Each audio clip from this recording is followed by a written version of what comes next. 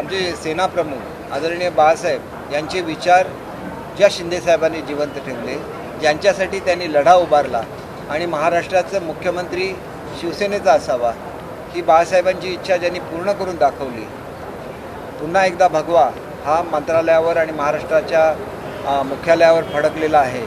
त्यांना बघण्यासाठी असंख्य लोकांची रीघ ही महाराष्ट्राच्या कानाकोपऱ्यामध्ये असते आणि त्याच्यामुळे दसरा मेळावा हा आमचे मुख्य नेते एकनाथजी शिंदेसाहेब यांच्या नेतृत्वाखाली अतिभव्य असा मेळावा मुंबईमध्ये होईल.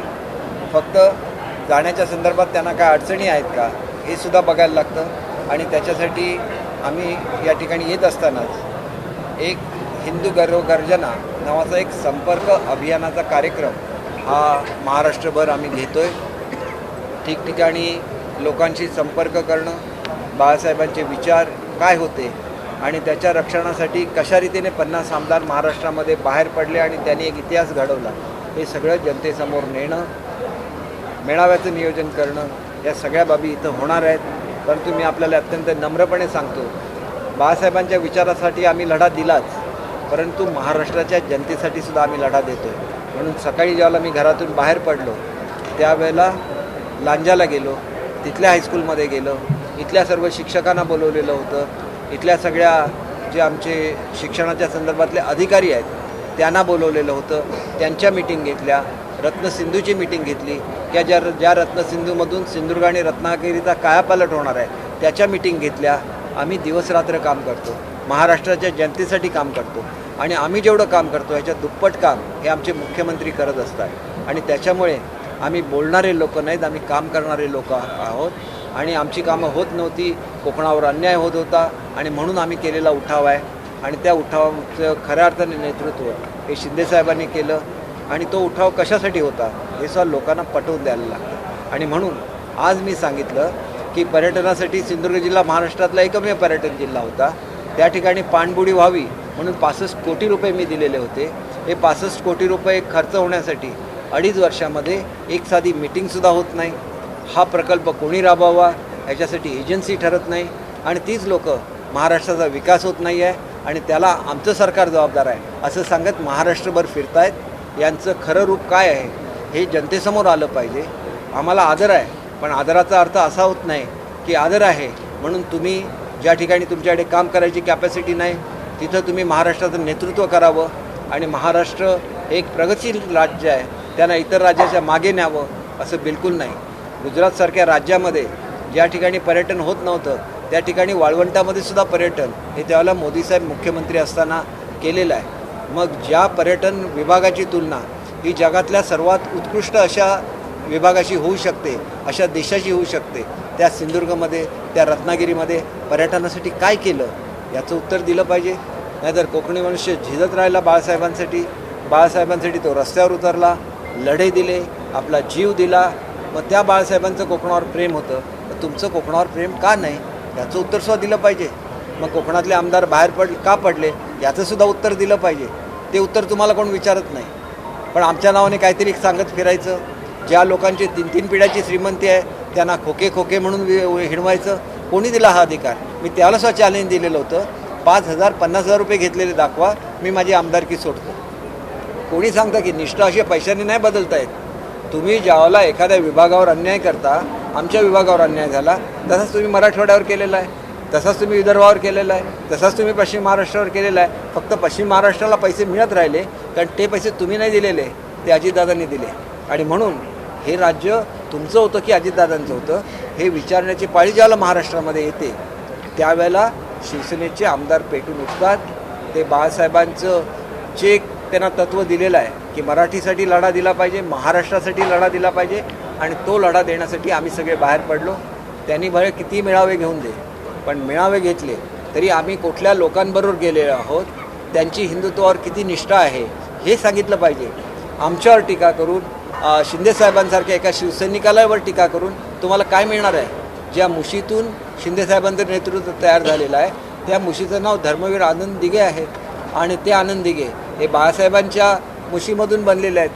आणि मग ही सगळी जर वस्तुस्थिती असेल तर तुम्ही त्यांचा द्वेष का करता हा सुद्धा प्रश्न महाराष्ट्राच्या जनतेने विचारला पाहिजे. गडचिरोलीचे मुख्यमंत्री त्या ठिकाणी पालकमंत्री असताना जर त्यांच्या जीवाला धोका होता तर त्यांना झेड सिक्युरिटी का नाकारण्यात आली, ह्याचं उत्तर सुद्धा तुम्ही महाराष्ट्राच्या जनतेला दिली पाहिजे. आणि मग हे जर होत नसेल तर तुम्हाला आमची बदनामी करण्याचा काय अधिकार आहे? आणि ही बदनामी करण्याची व्यासपीठं आहेत का? सीमोल्लंघन करण्यासाठी म्हणून दसऱ्याला नवा विचार हा बाळासाहेब देत होते. आज नवा विचार कसला देणार आहे? काँग्रेस आणि राष्ट्रवादीची आघाडी हा तो नवा विचार आहे का की ज्या हाय पॉवर कमिटीमधून येणाऱ्या इंडस्ट्रीजला वेगवेगळ्या सवलती दिल्या जातात, ज्या हाय पॉवर कमिटीचे मुख्यमंत्री हे अध्यक्ष असतात, त्या हाय पॉवर कमिटीच्या किती मीटिंग झाल्या पाहिजे हा सवालसुद्धा महाराष्ट्राच्या जनतेने त्या लोकांना विचारला पाहिजे की का इंडस्ट्रीज बाहेर गेल्या, तुम्ही हाय पॉवर कमिटीच्या किती मीटिंग घेतल्या, त्यांना काय काय ऑफर दिलेल्या होत्या, हे सगळं विचारायला लागेल. त्याला तुम्हाला कळेल की मोठे मोठे उद्योग महाराष्ट्राच्या बाहेर कशामुळे गेले ते. आणि त्याच्यामुळे आम्हाला जर जास्त बोलायला तुम्ही लावू नये, बोललात तर अनेक गोष्टी लोकांच्या समोर येतील. आणि म्हणून हे जे काय तुम्ही करता की आज उद्योगमंत्री किती महिन्यापूर्वी झालेले आहेत? 1 महिन्यापूर्वी फक्त उदय सामंत ह्या ठिकाणी उद्योगमंत्री झाले. मग ते 1 महिन्यापूर्वी जर उद्योगमंत्री झालेले असतील तर मग पूर्वीच्या उद्योगमंत्र्यांनीच्या काळात जे घडलं नाही त्याची जबाबदारी त्यांच्या डोक्यावर थोपता येईल का?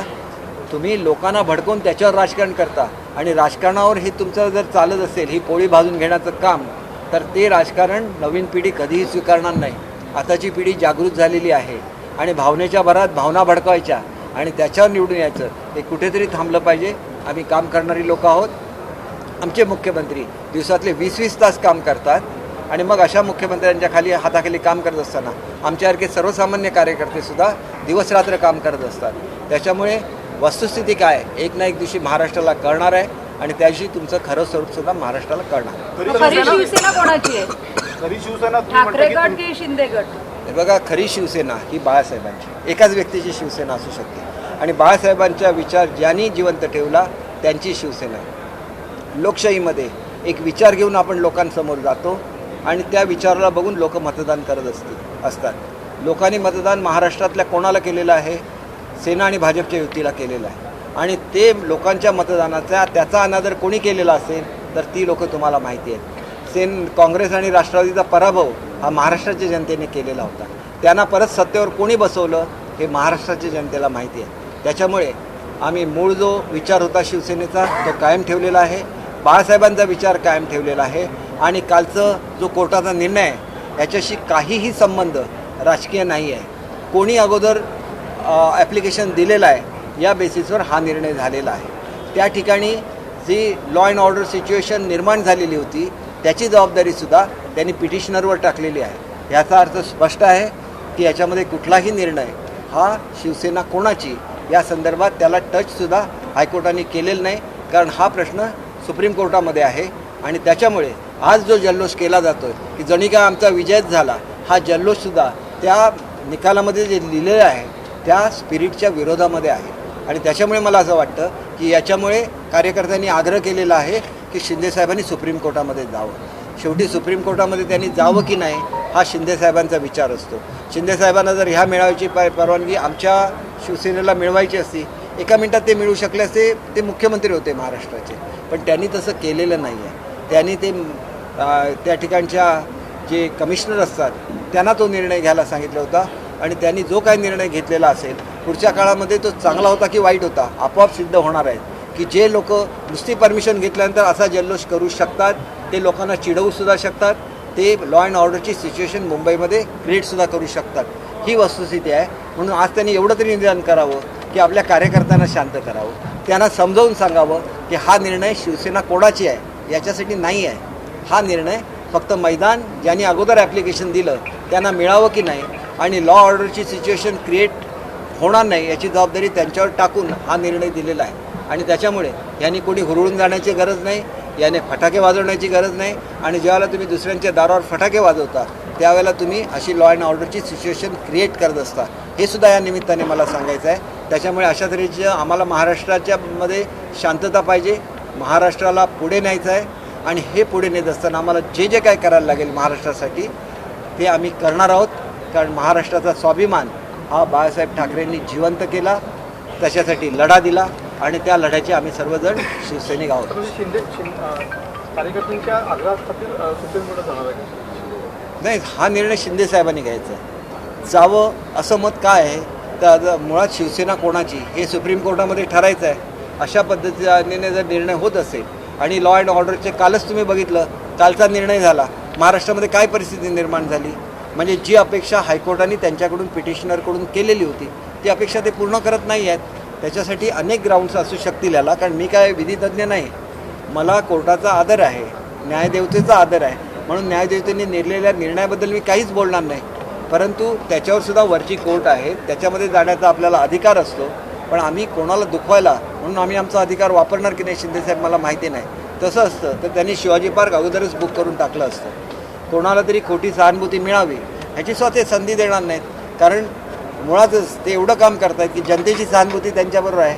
एखाद्याचं काहीतरी काढून घ्यायचं आणि मग त्याच्याबद्दल त्यांनी सांगत बसायचं आणि लोकांची सहानुभूती मिळवायची, हे करायची त्यांना काय गरज आहे. ते दिवसरात्र काम करतात, दिवसरात्र निर्णय घेतात. 2.5 वर्षामध्ये आम्ही जे डिक्लेअर केलं होतं, पूर्वी ज्यावेळेला मी अर्थ खात्याचा राज्यमंत्री होतो त्यावेळेला मी कोकणच्या लोकांची बाजू मांडलेली होती की आमची लोक वेळेवर आपलं कर्ज भरतात, आम्हाला काहीच मिळत नाही. त्यावेळेला 50,000 रुपये शासनाने डिक्लेअर केलं होतं. कोकणी माणसाचं राज्य म्हणत असाल तर 2.5 वर्षामध्ये हे 50,000 रुपये का मिळाले नाहीत आमच्या शेतकऱ्यांना, याचं सुद्धा उत्तर दिलं पाहिजे. आणि आम्ही सत्तेवर आल्यानंतर एका महिन्यात प्रत्येकाच्या अकाउंटला 50,000 रुपये जमा व्हायला कसे लागले याचं सुद्धा उत्तर कोकणी जनतेने बघितलं पाहिजे.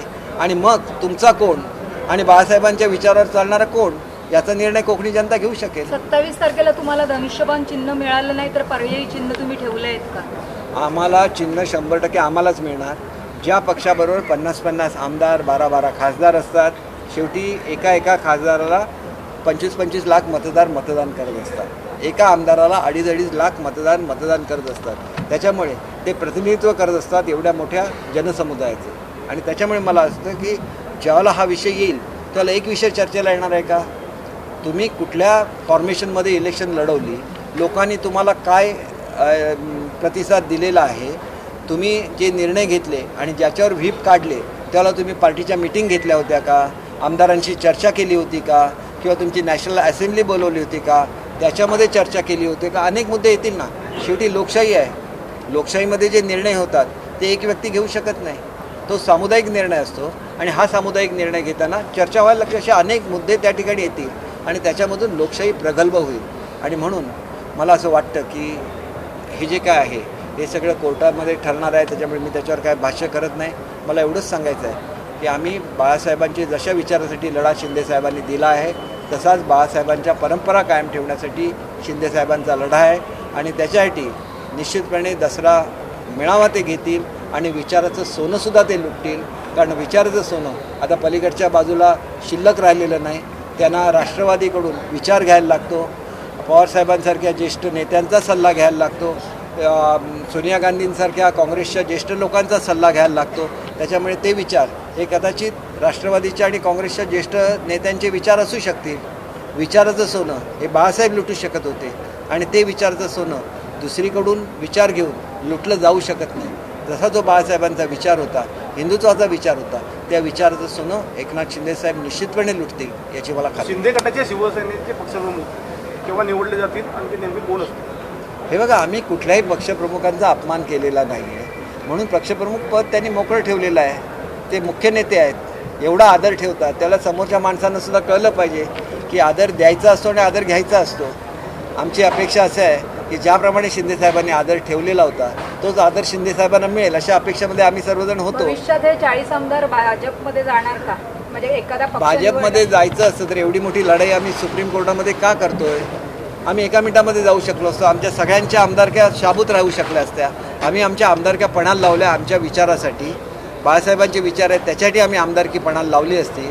तर मग 14पैकी एका तरी आमदाराने हे धैर्य दाखवलं आहे का? ते आरामात आहेत. त्यांना वाटतं की आम्ही आमदारकी एन्जॉय करतोय. आम्ही आमची आमदारकी एन्जॉय करत नाही आहे. आम्ही ती आमदारकी पणाला लावली आहे बाळासाहेबांच्या विचारासाठी आणि शिवसेनेच्या विचारासाठी. आणि म्हणून आम्ही खरे शिवसैनिक आहोत. आम्ही कुठल्याही पक्षामध्ये जाणार नाही. जायचं असतं तर त्यावेळेलाच गेलो असतो आणि हा प्रश्नच सुप्रीम कोर्टामध्ये गेला नसता, कारण आमची संख्या एवढी मोठी आहे की आम्ही काही निर्णय घेऊ शकतो. सामंत सरांना एक प्रश्न आहे. दिल्ली दौरा झाला तुमचा. दिल्ली दौऱ्यातून फलित काय निघाले? कारण की CM, ECM असे तुमच्यासोबत होते. अनेक गाठीभेटी देखील झालेल्या आहेत. कोकणातले काही प्रकल्प असतील, अगदी स्टरलाईटची जागा त्याबद्दल देखील चर्चा सुरू आहे. नेमके अपडेट्स काय दिले जातात? दिल्ली दौरा झाल्यानंतर दिल्लीला नक्की काय घडलं हे आज सकाळपासून तुमच्याकडनं आम्ही बघतो आणि ऐकतो. त्याच्यामध्ये काही लोक सांगत आहेत मी अमुक एका मंत्र्यांची भेट घेतली, तमुक एका मंत्र्यांची भेट घेतली. मी क्लिअर कट दिल्लीमध्येच सांगितलेलं होतं लॉजिस्टिक पार्कचा जालना जिल्ह्याचा जो MOU आहे त्याच्यासाठी मी दिल्लीमध्ये आहे. त्याच्यानंतर रेल्वेच्या संदर्भातले जे काही प्रश्न आहेत त्याचे मी रावसाहेब दानवेंची भेट घेणार आहे. ड्रग पार्कच्या संदर्भामध्ये भागवत कराडांची भेट घेणार आहे. आणि मगाशी ज्याचा उल्लेख दीपकबाईंनी केला की इको सेन्सिटिव्ह झोन म्हणून जे काय आमच्यावर लादण्यात आलेलं आहे आणि उद्योगधंदे बंद पडणार आहेत असे जे नाहक टाकलेली जी गावं आहेत ती कोकणाच्या या विकासाच्या दृष्टीनं इको सेन्सिटिव्ह झोनमधनं बाहेर काढावी यासाठी मी भूपेंद्र सिंग साहेबांची भेट घेतली. आणि आपण जे रिफायनरीचं म्हणताय तर रिफायनरीचा रिव्ह्यू आमचे प्रधान सचिव हर्षदीप कांबळे यांनी घेतलेला आहे. काल जी बातमी आली की रिफायनरी चंद्रपूरला चालली, रिफायनरी इकडे चालली, रिफायनरी तिकडे चालली, असं कुठेही काही झालेलं नाही. त्याच्यामुळं ज्या काही दिल्लीतल्या बातम्या आपल्याकडनंच आम्हाला बघायला मिळतात त्याच्यामुळं आमच्या ज्ञानामध्ये भर पडते. पण माझी अशी कुठेही पेट्रोलियम मंत्र्यांची भेट झालेली नाही.